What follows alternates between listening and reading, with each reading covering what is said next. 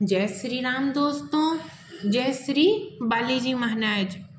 आज की वीडियो में हम बात करेंगे कि हनुमान जी के व्रत कैसे रखें।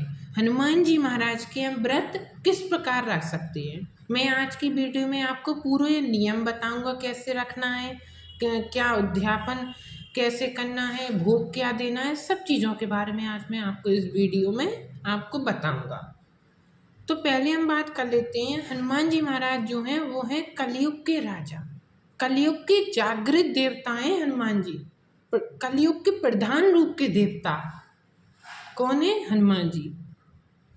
कलयुग के अतुलित बल के धाम, अतुलित बल है उनमें, जिसकी बल की कोई सीमा नहीं है। अपने भक्तों पर कृपा करने वाले हनुमान जी महाराज हैं। तो हनुमान जी महाराज के हम व्रत कैसे रख सकते हैं? हनुमान जी को प्रसन्न करने के लिए व्रत रखा जाता है, और आपकी कोई अगर इच्छा है उसके लिए भी आप व्रत रख सकते हो। वैसे तो हनुमान जी को प्रसन्न करने के लिए कई सारे बहुत से तरीके हैं, जैसे कि चोला चढ़ाना, मंत्र जाप करना, उनके धाम पर जाना, भोग देना, इनसे भी हनुमान जी प्रसन्न हो जाते हैं। पर लेकिन आप व्रत के द्वारा हनुमान जी को कैसे प्रसन्न कर सकते हो, उन्हें किस तरह बहुत जल्दी आप उनकी कृपा को प्राप्त कर सकते हो, इसलिए आज मैं आपको हनुमान जी के व्रत बताऊंगा कि किस प्रकार आपको हनुमान जी के व्रत करने हैं कि आपको भी हनुमान जी की विशेष कृपा आप पर प्राप्त हो। तो सबसे पहले आपको जो व्रत रखने हैं वो आप किसी भी मंगलवार से आप रख सकते हैं। किसी भी मंगलवार को आप ले लें, वो आप व्रत रख सकते हैं। व्रत जब भी आप रखें तो संकल्प लेकर के रखें, बिना संकल्प के ना रखें। संकल्प कैसे लेना है मैंने इसी चैनल पर वीडियो डाल रखी है, आप वो देख सकते हैं। अब संकल्प आप 11 दिन का भी ले सकते हो, 11 दिन मतलब 11 मंगलवार, 21 मंगलवार का भी ले सकते हो, 41 मंगलवार का भी ले सकते हो, और आप प्रभु इच्छा पर भी छोड़ सकते हो। अब जो प्रभु इच्छा क्या होती है? प्रभु की इच्छा पर, कि मतलब आप संकल्प ना लो कि मैं 11 रखूँगा या 21 रखूँगा या 41 रखूँगा। आप प्रार्थना करें कि प्रभु मैं तो आजीवन, या जब तक आप प्रभु मुझसे आप व्रत रखवाना चाहते हैं मैं आपके व्रत करूँगा। इस प्रकार से आप प्रभु से प्रार्थना करें तो आपका प्रभु इच्छा पर आपका व्रत चलता है, फिर आप व्रत रहते हैं। इस तरीके से भी आप व्रत रह सकते हैं। तो अब हम बात करते हैं कि कैसे करना है। सबसे पहले आपको कोई भी मंगलवार का दिन आपने चुन लिया, सबसे पहले आपको नहा धोकर आपको हनुमान जी के मंदिर जाना है। आसपास कहीं पर आपके हनुमान जी का मंदिर जरूर होगा, उधर आपको जाना है और उनको चोला चढ़ाना है, सिंदूरी चोला। अब चोला कैसे चढ़ाना है मैं बता दूं आपको।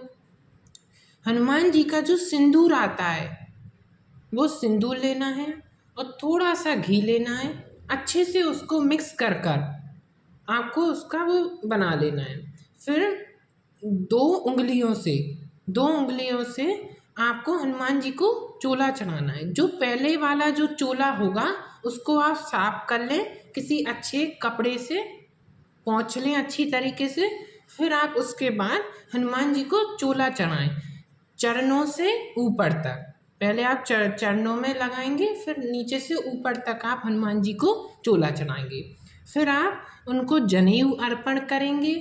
अगर वर्क आपके पास है तो आप वर्क भी चढ़ा सकते हो, नहीं है तो कोई बात नहीं। और फिर आपको हनुमान जी के सामने देसी घी का एक दीपक जलाना है, देसी घी का ही दीपक जलाना है आपको। फिर उसके बाद आपको हनुमान जी को भोग देना है। भोग आप गुड़ चने का भी आप भोग दे सकते हो, लड्डू का भी आप भोग दे सकते हो, हलवे का आप भोग दे सकते हो, किसी का भी जो आपका मन करे आप उसका भोग दे सकते हो। पान का भोग दे सकते हो आप हनुमान जी महाराज को, इससे प्रभु कृपा करते हैं। तो ये आपने चोला चढ़ा लिया।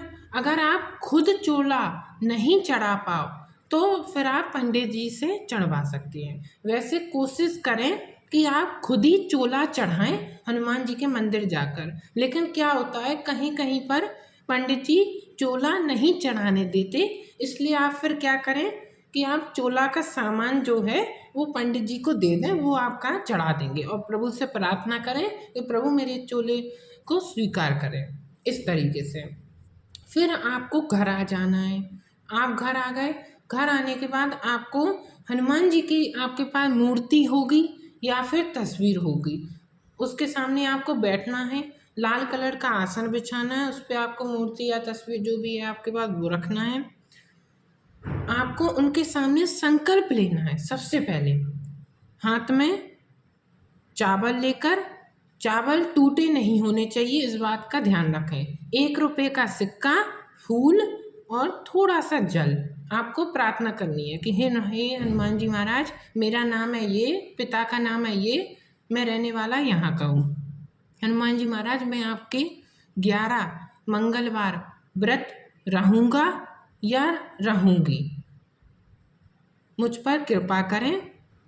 और अगर आपकी कोई मनोकामना है तो आप वो बोल सकते हैं, और नहीं है तो आप मुझ पर कृपा करें। और फिर आप जो चावल हैं वो आप हनुमान जी के चरणों में छोड़ दें, ऐसे करके। फिर ये जो व्रत है ये महिलाएं भी कर सकती हैं और पुरुष भी कर सकते हैं। कोई भी इस व्रत को कर सकता है, ऐसा कुछ नहीं है कि महिलाएं व्रत नहीं कर सकती हैं। तो आपने इस तरीके से संकल्प ले लिया। फिर उसके बाद आपको क्या करना है, हनुमान जी महाराज को आपको तिलक करना है, अगर मूर्ति या तस्वीर है तो माला पहनानी है, आपको भोग देना है। भोग क्या देना है, भोग आपको देना है अग्यारी पर। अग्यारी पर आपको, जो अग्यारी होती है ना, आपके यहाँ शायद कंडा बोलते हो, उपला बोलते हो, जो भी बोलते हो, उसको अच्छे से गर्म करके उस पर 2 लौंग श्री राम जी को देना है, राम जी को भोग देना है 2 लौंग के जोड़े का। फिर 5 लौंग के जोड़े का आपको हनुमान जी महाराज को देना है। इस तरीके से आपको भोग देना है, पहले राम जी को और फिर हनुमान जी को। ये आपने भोग दे दिया। फिर उसके बाद आप आरती करेंगे। आरती करने के बाद फिर आपको करना है 1 पाठ आप हनुमान चालीसा का कर सकते हो। 1, 3, 5, 7, 11, 21 इस तरीके से आप हनुमान चालीसा का पाठ कर सकते हो। हनुमान चालीसा करोगे आप तो अति उत्तम रहेगा। अगर आप कोई मंत्र का जाप करोगे तो उत्तम रहेगा, पर मैं आपको सलाह यही दूंगा कि आप हनुमान चालीसा का ही पाठ करें, कम से कम 11 पाठ तो करें ही करें। इस तरीके से आपने कर लिया। फिर उसके बाद क्या करना है आपको, दोपहर में आपको फलाहार करना है। कुछ भी आप फलाहार कर सकते हैं, केला खा सकते हैं, कोई भी आप फल खा सकते हैं, या फिर खीर खा सकते हैं, साबूदाने की जो खीर होती है वो खा सकते हैं, आलू के हलवा खा सकते हैं, और जो चिप्स आते हैं, जो अपन घर में चिप्स बनाते हैं, वो भी आप खा सकते हैं। ऐसी चीज़ें आप खा सकते हैं। और व्रत आपको जो रखना है वो मीठे से ही रखना है, नमक नहीं खाना है, और पूरे दिन पवित्रता का ध्यान रखना है। किसी भी तरह आप पवित्र ना होने पाए। पवित्रता का विशेष ध्यान व्रत में रखा जाता है, और इसमें तो रखा ही जाएगा पवित्रता का विशेष ध्यान। तो दोपहर में हो गया। फिर शाम को आपको क्या करना है, शाम को आपको जो आप कुछ भी खा सकते हो। फिर शाम को आप पूड़ी या खीर खा सकते हो, या फिर आप पराठे खीर खा सकते हो, या फिर चूरमा जिसे हम बोलते हैं, चूरमा बनता है, उसको आप खा सकते हो। और आप जो भी खाएंगे, इस बात का आपको विशेष ध्यान रखना है, आप जो भी खाएंगे वो आपको संकल्प में बोलना भी है, और आप जो भी खाएंगे वो हनुमान जी को पहले आपको भोग लगाना है, तभी आप खाएंगे। दोपहर में आप फलाहार कर रहे हैं तो सबसे पहले आप हनुमान जी को भोग लगाओ, फिर ही आप खाओगे। ऐसा नहीं होना चाहिए कि आपने पहले खा लिया, पहले आप उनको भोग लगाओगे तभी आप खाओगे। तो व्रत करने से बाबा की विशेष कृपा आपको प्राप्त होती है। आपकी हर मनोकामना बाबा हनुमान आपकी पूर्ण करते हैं और आप पर कृपा करते हैं। तो इस तरीके से व्रत रखा जाता है। अब बात कर लेते हैं कि उद्यापन कैसे करना होता है। अगर आपने 11 दिन का संकल्प लिया है तो 11वां दिन जो आपका रहेगा उस दिन आपको नहा धोकर आपको सबसे पहले जो भोग लगाना है बाबा को। फिर उसके बाद आपको बंदरों को केले या फिर 11 लड़कों को भोजन आपको करवाना है। मैं फिर से बोल देता हूँ, 11 लड़कों को भोजन करवाना है या फिर बंदरों को केले। इन दोनों में से आप कोई भी एक काम कर सकते हैं।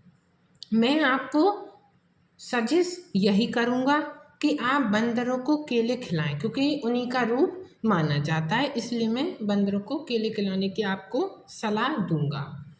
अब इसके अनुभव आपको शुरू हो जाते हैं। अनुभव होना 2-3 व्रत आप करते हैं, उसके बाद आपको हनुमान जी के स्वप्न में दर्शन होना, कोई मंदिर दिखना, वानर दिखना, इस तरीके से आपके स्वप्न में आपको दर्शन अनुभव होना शुरू हो जाती है।